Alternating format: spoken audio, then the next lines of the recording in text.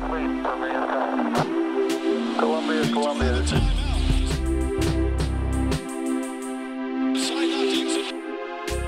is Houston, AOS over.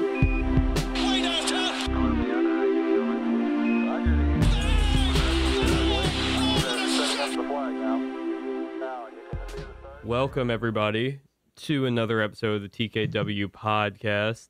I am Anthony Corbo, and joining me, as he does pretty much every week, I've got my man Kyle Maggio. What's going on, dude?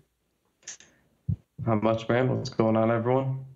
Well, Brian is busy fulfilling orders tonight, so it's just you and me, buddy. You can follow me at Corbo Anthony. You can follow the Knicks Wall at the Knicks Wall on Twitter, at TKW Podcast. Subscribe to us on whatever platform of podcast you're listening to now. Give us a rating, give us a 5 stars, give us a YouTube subscription. We need it all. We crave it, we live on it, and we love you for it. Head to knickswall.com. I know everyone's favorite Mike Cortez just put up a piece that's surprisingly not college or draft related. This one on the Knicks free agents and, who could potentially be coming back to the team for next year. So check that one out. All right. So before we get into everything tonight, I want to fill everybody in on a little something that's going on. We have some really good friends of this podcast. They are called the Blueshirt's Breakaway. They have a podcast of their own. And they go on, every week. They do about an hour, and they talk about the other team that's in MSG. They talk about the New York Rangers. And, every now and then we like to get together. We like to compare what's going on between our two teams. And we decided to do this in person, April 13th. It's a Saturday in New York City. The venue is the Gin Mill. We are doing a little Q&A with them. We're going to address the state of Madison Square Garden at the moment. Both our seasons going to be over for both of our teams. It's a good time to take a step back and evaluate where things are. Also joining us there is going to be Bailey Carlin and Matt Spendley, former TKW podcast hosts, both former TKW alum. We love them both dearly. I'll be there. Kyle will be there. So come on out. I think it's going to be a blast. And then it's at 3 p.m. You can get tickets. We've been retweeting it a whole bunch. See it at the Knicks Wall account. See it on both of our personal accounts. Go to Blueshirt's Breakaways account at Blueshirt's Break. It's $10. It's at 3 p.m. And it's going to be a lot of day drinking. And it's going to be a lot of fun. So come on down. I think it's going to be a blast. Yeah, I don't know shit about the Rangers, but I'm trying, so. You'll make it through. I mean, you know what? It seems like the Knicks panel is starting to overwhelm the Rangers panel on this thing. So I don't know. We might be full on mutiny at this point. Well, we came hot and heavy, so. Yes, we did. All right. Well, let's. Did you? Oh, go ahead. No. I was gonna say, speaking of mutiny, we have a potential overthrow to talk about here, a potential sale of the New York Knicks, or a rumor of a sale of the New York Knicks, perpetrated by one Charles Oakley, who appearing on some Ringer video show where he was grilling salmon. He told both Bill Simmons and Jason Concepcion that he believes he's heard that Jeff Bezos has interest in purchasing the Knicks. And he says Jeff Bezos wants to buy the Knicks. He was going to try to do Amazon Long Island, and he went to Virginia. So he still wants to do some real estate in New York. Why not buy the Garden? And he goes on to say, it's something you can't question. It's not like he needs to get 3 or 4 other investors. He's the investor himself. He's absolutely right. I mean, if there's one person who is completely capable of usurping this team from James Dolan's sweaty palms, it's going to be Jeff Bezos. I would welcome our Amazon overlord to come and just buy the team. I saw a video today. If he wants to do that, by all means. I saw a video today. I think it was like a rendering of some sort. I don't know if it was just someone making a meme essentially, or if it was actual renderings from Amazon. But there was like a drone mothership in this incredibly wild rendering I saw that is this. apparently contains packages and is sending out other drones, small drones, to people's houses to deliver said packages. And that shit is scary. But Jason Concepcion went out to say in the video that, essentially every time he buys toilet paper, he'd be supporting the Knicks. So, I think we have a little, little give and take, little potato kind of situation. You know what I'm saying? Yeah. So I don't know. I'd love it. I'd love it. I'd obviously love any change in ownership, but Bezos would. It is what it is. It's just the direction. He is a space company, doesn't he? I mean, he's just kind of. I mean, does He's he? he's upper echelon rich. I think he does. Someone correct me if I'm wrong. I think he does. Are you thinking of 'Cause I Elon think Musk? there's something about. No, I know Musk has one, but I think I'm more than positive he has one too. But I don't know. He's just mega. Amazon's gonna own everything at some point, and that I did see that rendering, and that was terrifying because that's exactly what it's gonna look like. So it is. It just is. No, I'm laughing at Jeff Bezos' net worth, and I don't know if this is pre his divorce. He's not divorced yet, so do you have any? Are you looking it up? Can you take a guess before you see it? It's gonna be something stupid in the billions. It's good. Oh yeah, it's in the billions. I'll give you this. The Orange Chimp in office. It's like 50, 60? The Orange Chimp in office has a 3.1 billion net worth. Jeff Bezos has a 149.2 billion net worth. So he could buy the Knicks just several times over. Several times. He could buy every team in the league if he wanted to. See? He could own the entire NBA. Yeah. I mean, hey, man, I hope some of these. We've had too many good rumors, man. This has been a sensational Knicks rumor season.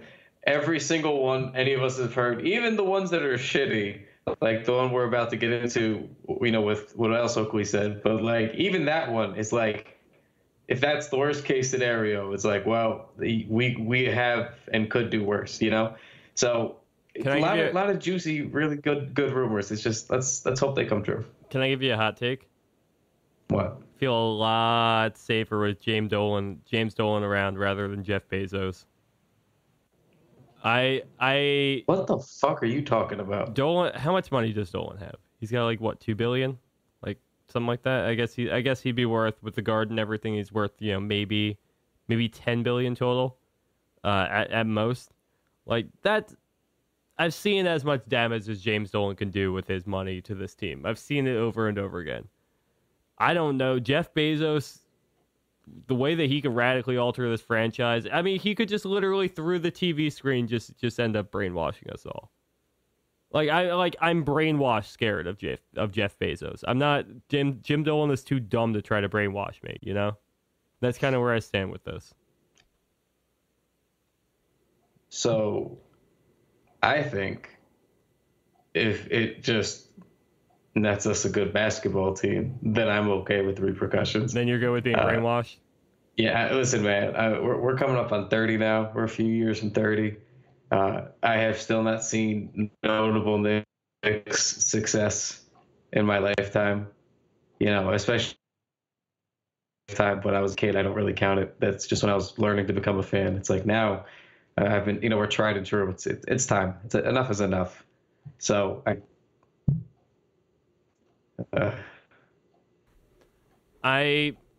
just want to watch good basketball, man. Yeah, no, I feel you. I don't know how much Jeff Bezos can contribute to that. I believe Stu Gotts said the other day that Jeff Bezos was a circus performer. So yeah, he knows a little bit about the entertainment industry at least.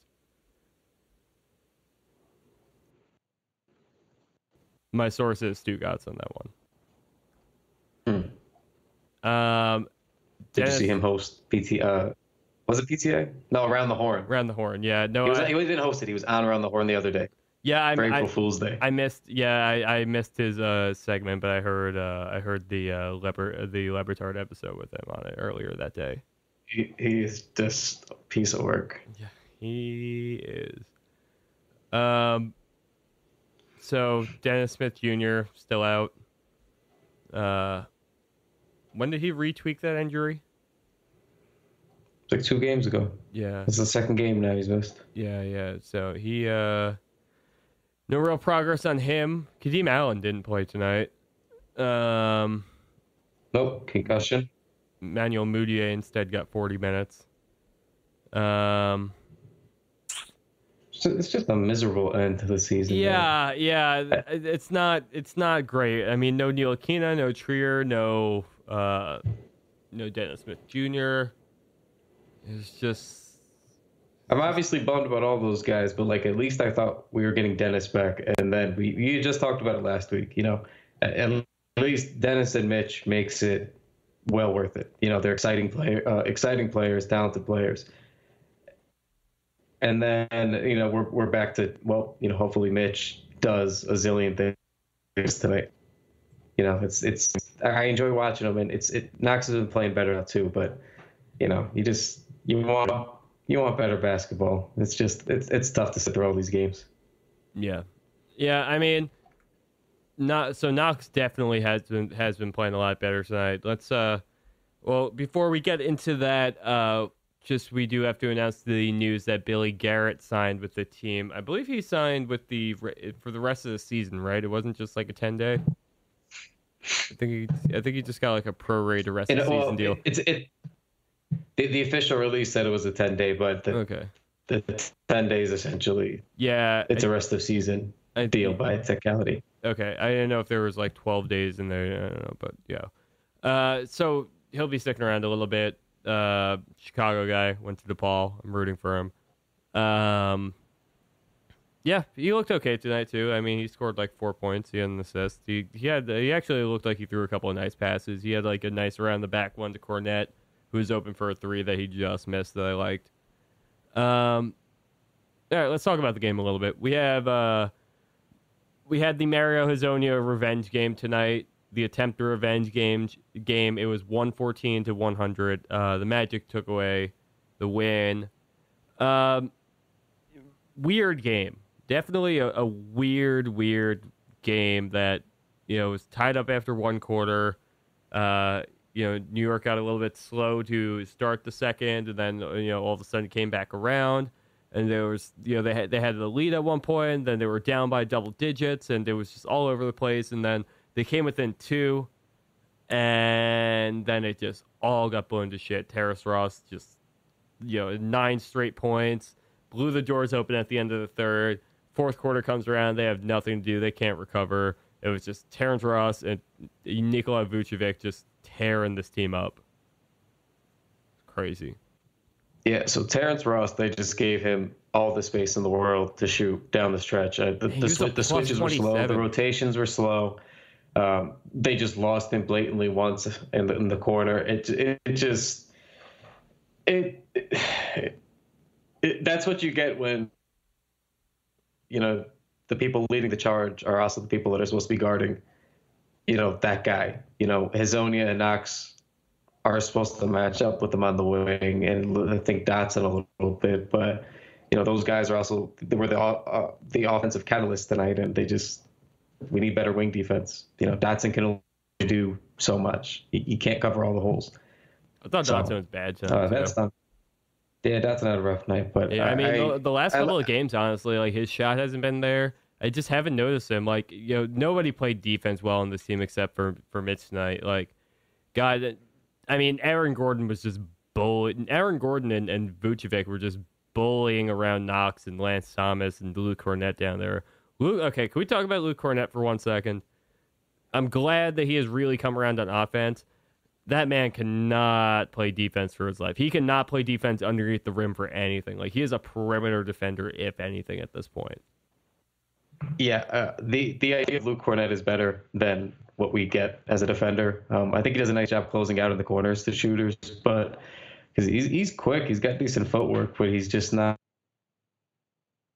I mean, I'm fine. No, I'm fine with him. I'm not going to say he saw anything, but he does kind of just get tossed around. I think that there is something to see in his offensive game. I definitely think that he has, he's worthy of a contract next year up to a certain amount. Like, I would love to see him back on the team next year, but he just has to figure out what the fuck he's doing underneath the rim. God, like, these dudes are they're just like blowing right past him. Like, they're just like basically forcing him to keep backpedaling until he's right underneath the basket, and they just float it right above his head. Like, he doesn't have the reach of Mitchell Robinson. He can't do the exact same things there, and yet he seems to be trying to get himself into the same positions. He doesn't roam quite like Mitch does, but like, he is just, I don't know. Maybe I'm just overreacting tonight, but he looked terrible on defense today. I think if you put him on a good team, that you could almost just use him as a spot-up shooter. That's his best. Most of what he does is, and he would just be a big spot-up shooter, and that's fine to space the floor out. Especially next year, you hope to have a little bit more talent, like it's been rumored all this time. But I think that's fine. But with this team, he's asked to do a little bit more because they're so terrible. So that's why he's mixing it up in the paint often. I think if you just put a better team out there with actual NBA players, he give him a nice little reduced role to come in, hit 2 or 3 threes a game off the bench, and I think that has some value. I think that's fine. Don't overextend him.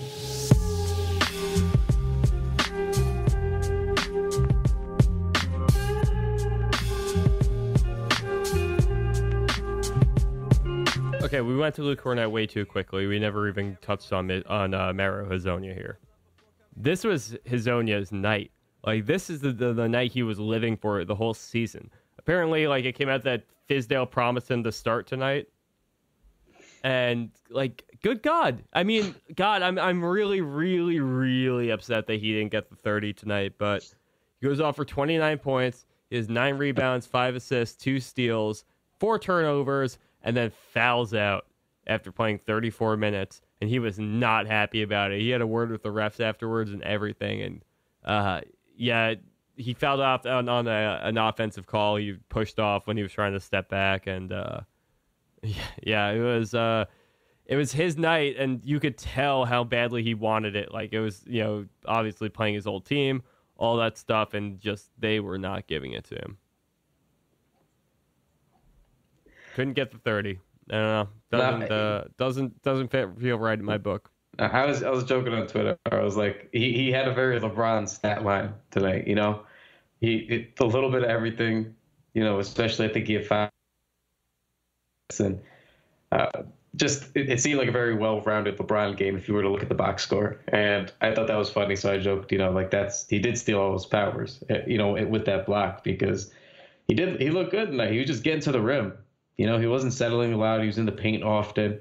And if he wasn't finishing, he was just dumping it off to Mitch. He had a couple of really, really nice, like, little pocket passes to Mitch. He was also kind of taking a lot of long twos that were going in for a while there. Oh yeah. He definitely shot a little bit too much. I think he had 22 shots on the night. And it wasn't the worst thing because he shot 50% from the field. But, you don't want Mario Hezonja taking 22 shots. 1 for 5 from 3. Yeah, he at least got to the line a few times too, and with the assist, I'll take it. But that's kind of what everybody saw, like, hoped to see in Hezonja. Like, you knew he could pass, you knew he could shoot a little bit, you knew he can get to the rim. You knew he could do a lot of everything, but the talent to do it, and he's not so well-rounded enough to pull it off all the time. And all season, he seemed kind of like clunky and just ill-timed on a lot of what he does. But tonight, he was actually in rhythm. It didn't seem like he was overthinking anything. So that's, I think, what everybody ever would have hoped to have seen in Hezonja. And he is a talented player. He just isn't consistent enough for God knows what reason. But it was nice to see him at least kind of get that off his chest against his old team in Orlando, too. So I have never seen him look quite as mad as he looked after fouling out in this game. Like, just sheer disappointment and just rage. But refs were I never, ever complain about the refs in this podcast. It's been years. I don't think I've really ever gone after a ref. Kevin Knox got mauled in the first half. That was a bad one. Also, but he reacted very poorly after that. Positively, but he got mauled. He got smacked in the arms twice and in the head. mauled, and it just gave me shades. And again, we joked about it on Twitter. Just gave me shades of like when Carmelo used to just get absolutely just clubbed, and his headband would move, and of course he got fouled. Everyone knew it. The evidence was clear. His headband moved. Oh yeah, I mean that was the whole point for the headband. After a while, it was just a proof.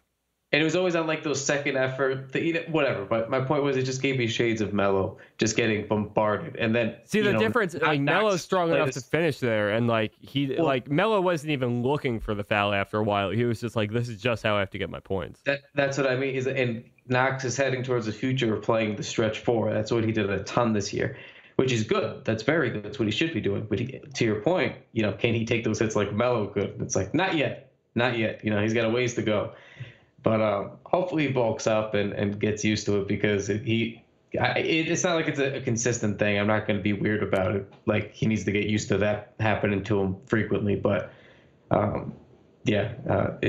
was just I never complain about the refs. I just can't believe they missed that. Knox did play pretty well tonight too. I liked a lot what I saw from him. Went 7 for 13, 3 of 5 from 3, which is really, really nice to see.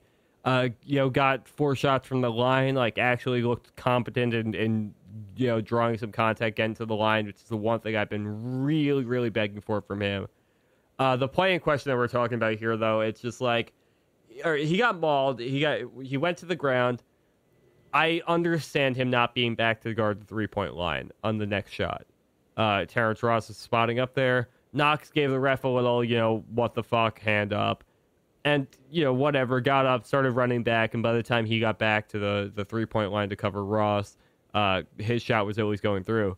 That wasn't what I had an issue with. What I had an issue with was the very next thing he did was he took a, contested by 2 different players, 3-pointer from, 3 feet behind the line, and just completely bricked it in retaliation. Like, he's got to be more careful with that. That was really the only thing I noticed from him tonight that I didn't like, though. Drawing contact, I'd like to see him look for the rebound a little bit more, whatever. But overall, I thought he had a good scoring game. I thought he had a nice game. I liked what I saw from Knox tonight. Yeah, my biggest knock on him is still the same thing that I gave, Mitchell Robinson shit for. Just need you guys to rebound a little bit more. If you're going to, he's Knox is skinny, but he's a big 4.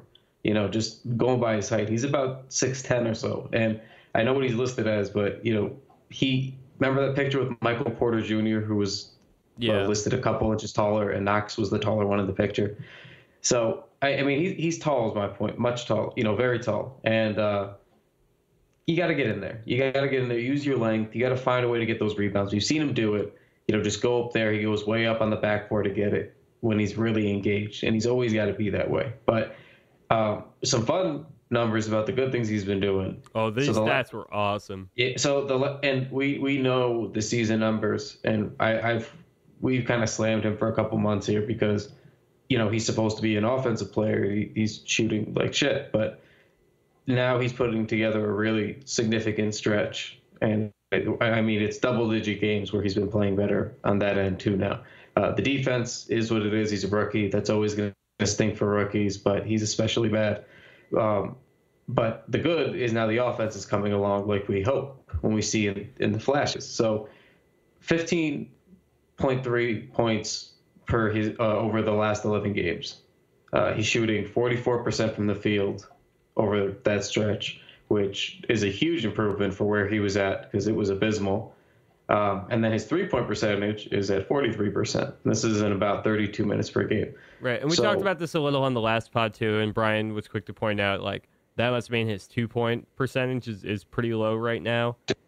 And that's true, but the biggest issue I feel like, and we talked about this last time too, the biggest issue I feel like with Knox with getting that 2-point percentage higher is getting more contact at the rim instead of throwing up floaters or, just awful layups that aren't going to go anywhere. The more contact he's able to draw there and the more, he goes to the line instead of just missing shots, that field goal percentage is going to improve a lot. And I think now that his 3-point shooting is really coming around, he can actually start building some really nice tools into his repertoire instead of just worrying about being able to stay on the court. Yeah, I mean, one thing I liked tonight was he normally settles for the floater pretty quickly, and that's fine. He's actually really good with it, and he's very comfortable with it, obviously.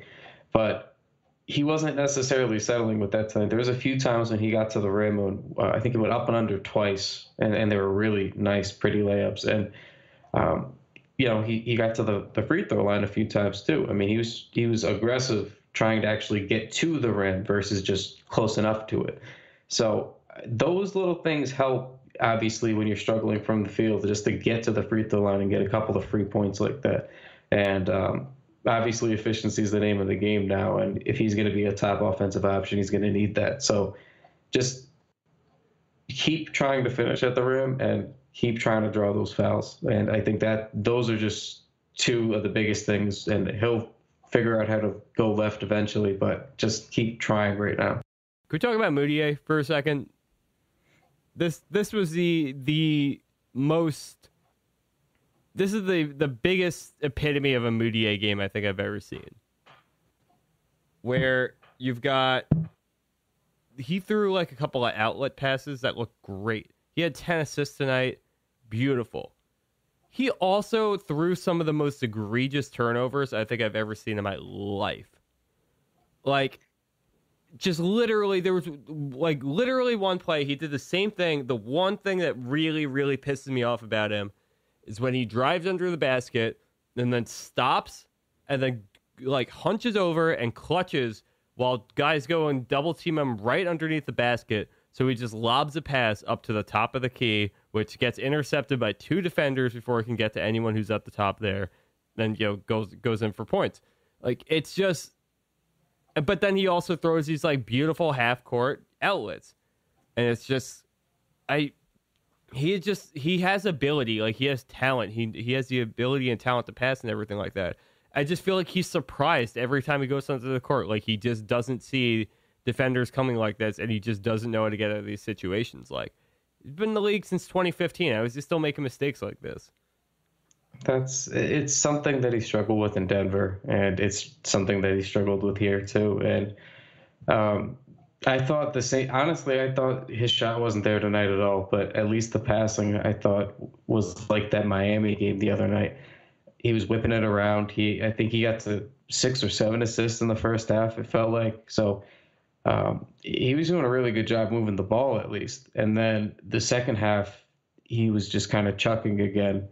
And just kind of aimlessly whipping the ball around. And that's why it's maddening because, on one hand, you could see when he improved, on a couple of things and when he was actually playing consistently well, in December. But then it's just maddening to see it like one half to another or one game to another. And he's just not a good enough player to keep it consistent, I guess. But he really just fell off in the second half again today. That's when it really fell apart. It's okay if your shot isn't there sometimes, but just you can't get that sloppy with the ball either. So that was really unfortunate, but it is what it is. They're so short on guard. It's really unbelievable. When we thought there was going to be too many options. He shot 3 for 13 tonight. Yeah, I get that they're short on guards. I get that they're short on guards. I get that you can't really play John Jenkins or Billy Garrett more than, I mean, Jenkins even got 17 minutes tonight. You can't play Billy Garrett more than 20 minutes. These are, G League call-ups, reasonably so. Like, they're not going to know what to do at this level with that against, a playoff caliber team that's fighting for a spot. So at a certain point, you kind of got to play Mudiay 40 minutes and Damian Dotson 36, but it's just, Lord, does that hurt. And it was just weird rotations, ugly lineups, and not a very fun basketball game to watch towards the end. I mean, they did almost come back. The third quarter towards the end there was actually kind of exciting. And then just Terrence Ross took all the wind out of our sails, and it was just done. It was just done. It was good to see, Garrett get in and get his first NBA points, but I don't know, whole else, I guess. I wish Dennis was back. I hope he's back soon, but I just feel like they're going to shut him down now. Yeah. Same thing with I feel like it's the same shit with Frank. Like, now there's only about a week left. What's the point? Well, Frank's officially out for the season. I think they announced. Like, he's done. Right. Trier, I think, is going to be done too. I don't see him coming back. Like we're really going to be just watching a team. I think that DeAndre Jordan is very quietly shut down for the season too. Yeah, when they initially made that report that he was going to be coming out for, he was going to be coming off the bench for a match. I didn't know that meant he just was not going to be playing at all. But, I mean, whatever. It's ultimately unimportant. It is what it is, and yeah, I don't know. That's it from this game. What do we have coming up from here? Friday, the Knicks play against the Rockets. Good. Yeah, that's good. Yeah. 4 games left, people. Just 4 games left. So we're going to play against the Rockets. We're going to get slaughtered. We're going to get absolutely massacred because the Rockets want to try to get the 2 seed. It's going to be ugly. It's going to be real ugly. No one's going to play. We're going to see another 40 minutes of Mudiay. He's going to get the ball just reaped from his hands by a combination of James Harden and Chris Paul. The only thing that we'll probably get to see is I'd imagine we'll probably get at least a Mitchell Robinson blocking James Harden 3-pointer. That'll be cool. That'll be the highlight. That'll be it. Knicks play the Wizards on Sunday, which, yeah, I guess. All right, great. We'll get to see Bradley Beal, probably for the last time we'll see him as a Wizard. I hope they trade for that motherfucker. I'm sorry. I hope they do it. I hope they trade for him. I want it. I think he would be a great Knick. I just want him anywhere other than the Wizards. Tuesday, the 9th, Knicks Bulls. Thinking about going to that game. Seeing tickets for like 18. I told you, I see tickets for like $18 the other day. Still thinking about buying them. I might as well. It's a good deal. Yeah, you know the price over here, so. Yeah. And then closing it out, Knicks Pistons at home at the Garden. And that is the forecast, people. And that's it. And then the only other thing that you have to look forward to after that is on Saturday, April 13th, at the Gin Mill at 3 p.m. in Manhattan with Blueshirt's Breakaway, with the Knicks Wall, the TKW podcast boys, to be specific. Mine is Brian. With Bailey Carlin, with Matt Spendley. It's going to be a good time. Head to our timelines. Head to Eventbrite. Just type in Blueshirt's Breakaway, or maybe the Knicks Wall might come up for that. $10. Come drink some gin. It's going to be a blast. Hoorah. Also, while I have you, you know what I'm about to say. Head to theknickswall.com. We got a ton of content to get you through the last little rush of this season here. We just got the recap from the Magic game up tonight. About to go up there. We got some news about Billy Garrett on the site now. We got David Fizdale and just kind of where he is as a coach right now. I mean, it's something that we're all talking about right now, but is what kind of coach is he? Is he living up to this defensive potential he's talking about here? Is he is he just the hype man coach that he's kind of, some people think he is, or does he have an actual scheme at this point? I don't know what's going on there, but you can go read about it. Tyler Marco put out a piece from it just the other day. Tons of other good stuff to check out there. Follow us on Twitter. You know all the feeds by now.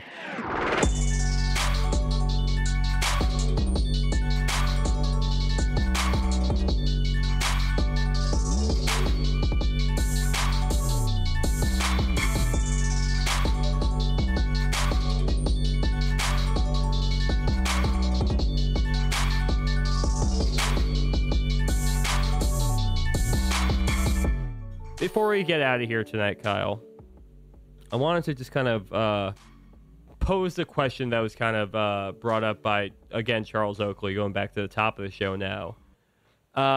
He thinks that with all the things going on around MSG, and we know that he's not exactly unbiased here, rightfully so, but he thinks that the Knicks are more likely to end up with Jimmy Butler and Kemba Walker rather than Kevin Durant and Kyrie Irving.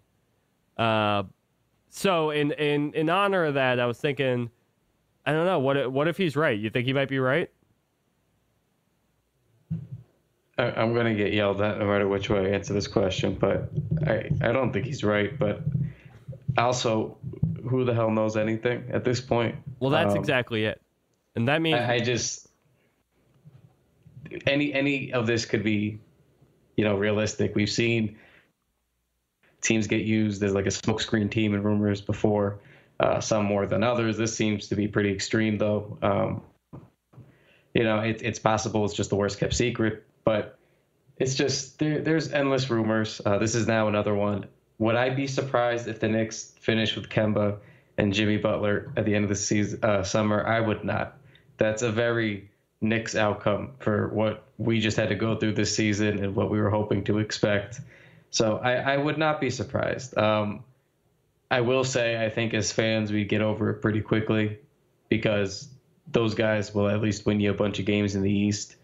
And especially if you have Mitch, that's still a pretty good team. Obviously, that's not better than the Durant-Kyrie pairing or the Durant-anything pairing or even the Kyrie-anything pairing. Right. Well, let's go into it a little bit. Because we have a slew of cap space. The Knicks have just a ton of room available this summer. They have 2 max free agent spots, which have often been described as Kevin Durant and Kyrie Irving.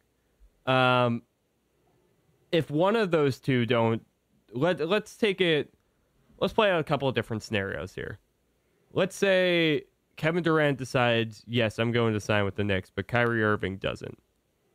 So you're looking at about $38 million that you're adding onto there. Knicks have 72 in cap space available this summer, I believe. After denouncing all free agent holds, and that includes like Trier's team option for next year and everything. But let's say that Durant comes and Kyrie doesn't want to. Do you have a second option that you would prefer to have in there? A realistic secondary? So every time I have these conversations, if in a perfect world, like I would say something like, "Oh, Clay," or "Oh, Kawhi," but to me that's not realistic. I can't. If those guys leave, if Clay leaves, period, I would be absolutely floored, just lost for words. And I just don't think Kawhi would come here. He was rumored once when he was trying to get traded, and people have run with it that he's been enamored with the Knicks. I don't know. I don't think that that's true. Again, would love to be wrong. I would love to look like an idiot with Kawhi Leonard signed with the Knicks, but I don't see that happening. So realistic to me is like, well, if it's not Kyrie, then I'd be really good with Kemba. Kemba and Durant would be a really good one too. I don't know. I think I said this in our Slack chat, but I feel like if we got Durant, it's going to be really, really difficult to make me unhappy with who the second signing would be. I feel like I could really just, obviously there are better ones and we could rank them, but I just think any other like actual legitimate star would be just a godsend. If you can get him with Durant, it would be really hard to disappoint me. I get what you're saying about, having a secondary star, no matter what, with Durant is probably going to be a pretty good idea. Like, you're not really going to go wrong there. And I agree with you. Is there maybe, I guess you have to kind of look at the way that things, like, let's stay realistic with who's going to be leaving the team. Like you said, I don't see Clay leaving the Warriors either. That might be the surprise move of the summer that catches everybody off guard or something. But, KD does show up. Do you have like an ideal running mate who's not Kyrie Irving to go? Is Kyrie even the ideal running mate for KD? Well, I think so. I think you want to kind of keep that dynamic he had in Golden State. Like, that's always a good dynamic. You need an elite scorer on the wing, and you need an elite, hopefully point guard. But if you have 2 elite guys on the perimeter, that's really what you're going for. And, Kyrie being able to knock down threes at a pretty high clip, and I think that's what you really need, is an aggressively scoring guard. Curry does it a different way, but like, it's the same dynamic. You just need to have somebody who can take the load off you there. So that's what I'm saying. Like, Kemba, people kind of don't realize how good Kemba is because he's just like one like notch below, but he's a really, really damn good player. I would be very happy with Kemba. So I think he does leave the Hornets now too. I think he's gone. I'm not so sure he leaves, but if we got Durant, I'd be perfectly content with getting Kemba instead of Kyrie. Perfectly content. And please just go look at his numbers, and even I hate the defensive stats, but go look. He rates pretty well in comparison to the other guards there. He's just a really kind of undervalued player because of Charlotte being a perpetual stuck in ninth seed. So yeah, I'd be perfectly fine with Kemba. Okay. It's it would get weird if it's like Jimmy. Then I'd be like, I guess, yeah, I'll take it. But let me go down. Weird. I'm going down. I have Hoops Hype open in front of me right now, and I'm going down their list of the top players in NBA free agency for 2019. I want to go through some of the names. Let's just assume here that every player is going to get a max contract on this list. Whatever their max is, basically, whether it is the full 10-year veteran max, or if it's below that, or if it, whatever it may be in regards to their contract, I'm assuming it's going to be between the 30 and 38 million range is where we'll probably cap it at. So you get Kevin Durant. Kawhi Leonard, you're not going to want to pair with him. That just doesn't make sense. That's too much congestion. Kyrie Irving is the one that we hear about all the time, so we can move past him. Kemba Walker, we just talked about. Klay Thompson, we talked about as being pretty unrealistic for leaving Golden State. But then you have his teammate, DeMarcus Cousins. I don't think DeMarcus gets quite that max contract, but what do you think of he and Kevin Durant shipping to New York together? I'm gonna get fucking blasted, but I think that would be I love Boogie. You guys know I would be excited that he's here as the player that I would hope he is if 100% fully healthy. But that would feel like a very Amari-ish of a signing at the same time, where it's I agree with you. Where I'm I'm excited because we need more stars and whatever, and Durant's here, so it's cool, but I would then be worried all right, but here's another big man around the same age when Amari got here, coming off a career-altering injury. And I think Boogie doesn't really play a high-flying game. He's not really grounded, but he's sort of in the middle, whereas Amari was really dependent on his freakish athleticism, even defensively. So I think it's a little bit different, but even still, that's just not really what you want. So I think that's where I'd start to lose the excitement and be like, oh, all right. Yeah, Durant, but all right. That's kind of risky, guys. We're not really, we've been through a lot the last 15, 20 years. We're not really, in the mood to do the risky thing again with the max contract after finally getting it settled. That's the same thing that happened in 2010. We finally got the book settled, gambled on Amari, and then, the rest is history. So I just want to talk about the stars tonight again. I want to, again, we'll probably do a pod a little bit later on once the game's end, where we'll get a little bit deeper into the deep free agency pool of this summer, and we'll talk about maybe some role players who will be joining the team too. But I strictly want to talk about running mates with Kevin Durant, let's say we get him. So we also kind of touched on Jimmy Butler, and that I feel is very non-ideal and also feels like it might kind of clog things up a little bit. We could touch on Vucevic, but I kind of think the same thing as you think, where I think we kind of can agree that might be an Amari-ish situation too, where maybe not as injury influenced, but he's just never going to live up to whatever contract he gets. The two that I kind of want to talk about here, there's two pairings to talk about here. We have two wings we can talk about, and then we have two point guards. So it's Tobias Harris and Chris Middleton, and then D'Angelo Russell and Eric Bledsoe I'm going to put at the end here. We obviously have a pretty big drop in talent level from the very top of this list we started here to where we are now with Eric Bledsoe. But, of these names here, of Eric Bledsoe, D'Angelo Russell, Chris Middleton, and Tobias Harris, who sticks out to you with Durant? I think Harris is a little redundant there. I think I would still want him, but not with Durant, because they fill the exact same void. I know Harris is less perimeter oriented. He likes to come inside the line a little bit up more often. He likes the mid range, but I just don't think that move, those two as a pair would be very, very strange.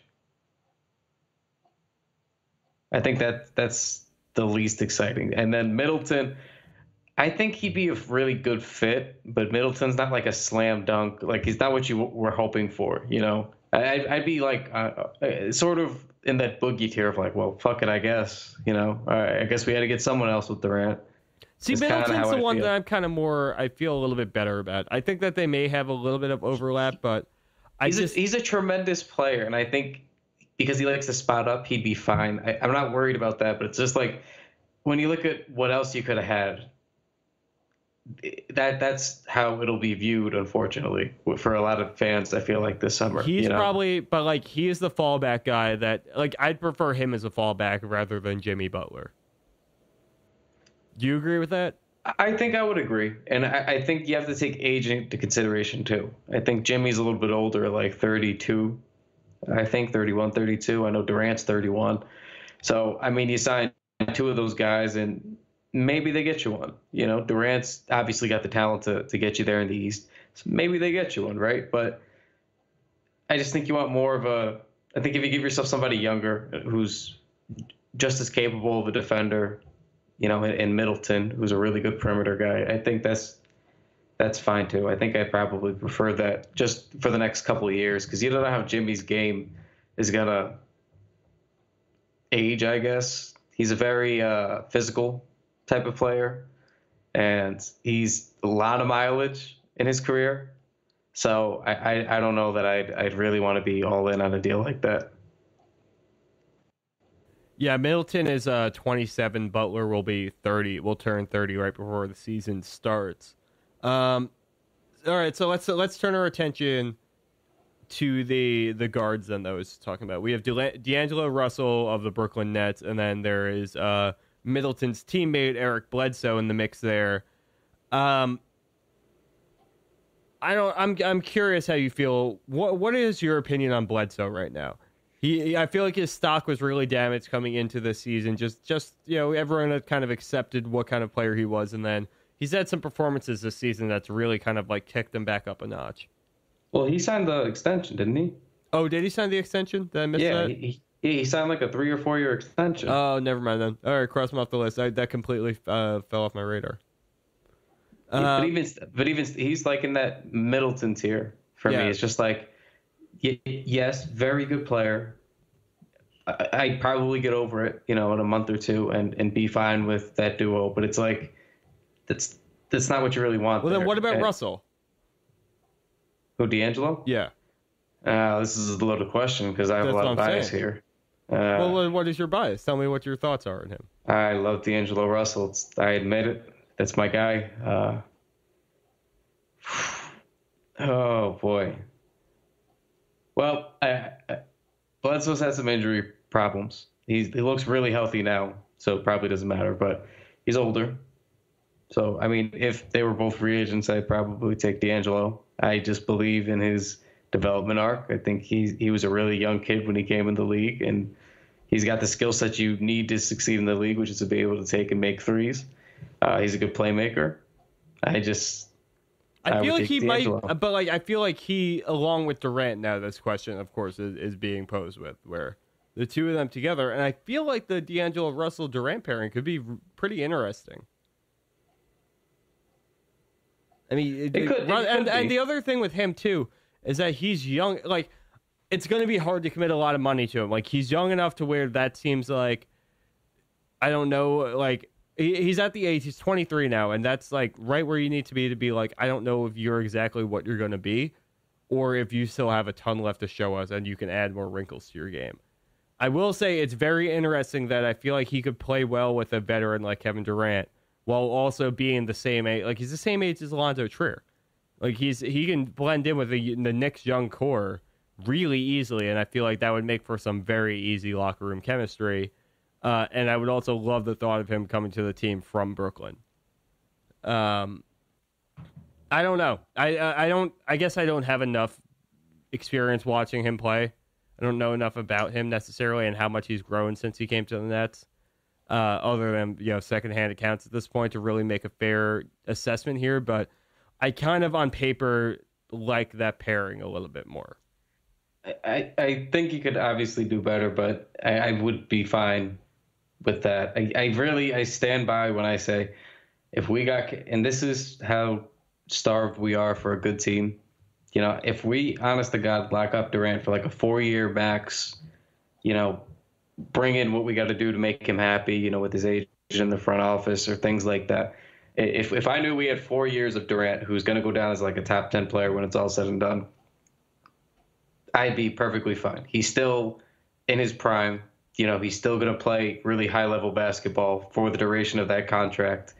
I just feel like if we got that kind of a player, we can't really just be entitled to, well, then it has to be Kyrie or it has to be Kemba. Like, obviously, yeah, shoot for those. That's obviously plan A. But I feel like I'd be so okay with almost anybody that they can get at this point. And they ultimately probably will get, because it just feels like they're going to have to sign a couple of big fish, not just one. So aside of like a weird pairing like Tobias, I think that I'd be really fine with almost any situation as long as Durant was here. Well, I just want to look at the other side of that really quickly now. We don't have to go through the whole list again, but, let's say that Durant ends up being the unattainable one. If he does end up going back to the Golden State Warriors, and let's say that the Knicks end up with Kyrie Irving, and for a minute there, it's just Kyrie Irving. And you look down this list of other players now, who is the main target now?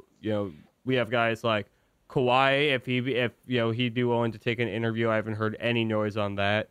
Again, we're talking about Jimmy Butler, we're talking about Tobias Harris, Chris Middleton. You would presume that they wouldn't necessarily want to go with D'Angelo Russell if they got Kyrie there, but I'm assuming wings or maybe even the centers. I mean, there could be even DeMarcus Cousins, or do they just go all the way in on Mitch Robinson at that point? I would imagine it'd be one of these wing players, right? Yeah, I think they're gonna go. They're gonna go after somebody who can score. It's just what I feel like. So I honestly wouldn't put it past them if they went after Harris, even though, again, that's what you kind of hope. Harris would be my number one pick after Durant. Yeah, I mean, I know people are going to debate that because that's what you hope Knox turns into, but I don't care. That would be, he's young enough to be like really productive in the now. Like, he could teach Knox whatever he needs to know, but he's going to still be a very productive player for many years to come. And he's from Long Island.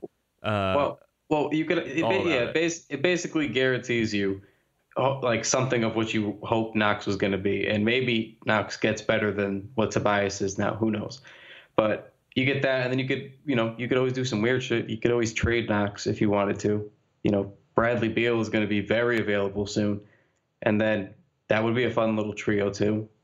You could have Harris, Kyrie. That would Beal. be a fun little trio. You'd have to give up more pieces than just Knox, but it's you can do things like that. Is my point. If you should just sign who the best, most optimal talents are, and then if you got to trade some pieces to move them around, maybe you do what you got to do. If it's not just Kyrie and Durant, you could always do. They're in a good position to do that. Undeniably, it's a big risk, and hopefully they pull it off. But they have just an impossible amount of wiggle room. So it's just very interesting. I think they can go a lot of routes. Time will tell, Kyle. Time will tell. All right. I think that's about going to do it for us tonight on the TKW podcast. Remember to head to the knickswall.com. Check out our recap from the game against the Magic. Be on the lookout for everything we have to come up until this team gets slaughtered by the Houston Rockets on Friday. And yeah, follow us on Twitter. Please remember to rate, review, subscribe. Do that thing that they tell you to do with the unsubscribe and then the resubscribe thing. We'd really appreciate you for that. Yeah, and we will talk to you all over the weekend. Until then.